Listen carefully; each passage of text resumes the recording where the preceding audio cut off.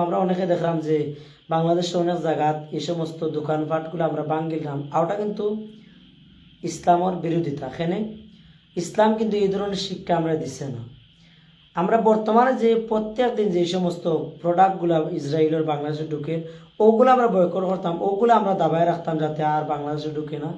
যেগুলো আসছে অন্তত পক্ষে এই যে আমরা সিলেটের জমিনে দেখছি কেসিউতে বা বাটার জুতাগুলোর দোকানের মধ্যে যে সমস্ত হামলা হয়েছে, এই সমস্ত হামলাকারী আর ইসরায়েলি বাহিনী ওগুলোর মাঝে কোনো পার্থক্য আমরা দেখলাম না।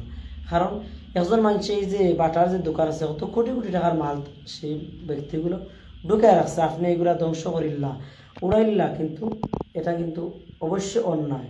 কারণ একজন মানুষের কত কোটি কোটি টাকা দিয়ে এগুলারে জোগাড় করছে, এজন্য এটার নাম জিহাদ না। জিহাদ হইল বর্তমান যে সমস্ত প্রোডাক্ট প্রত্যেক দিন আমরা এই সমস্ত ইসরায়েলি পণ্যগুলোর আমরা যাতে বাংলাদেশের জমিনে আর ঢুকতে না পারে, ওই মাধ্যমে যদি আমরা এই সমস্ত প্রোডাক্টে আমরা বয়কট করতাম পারি, অবশ্যই আমরা জিহাদে অংশগ্রহণ করার মতো আমরা সব লাভ করব।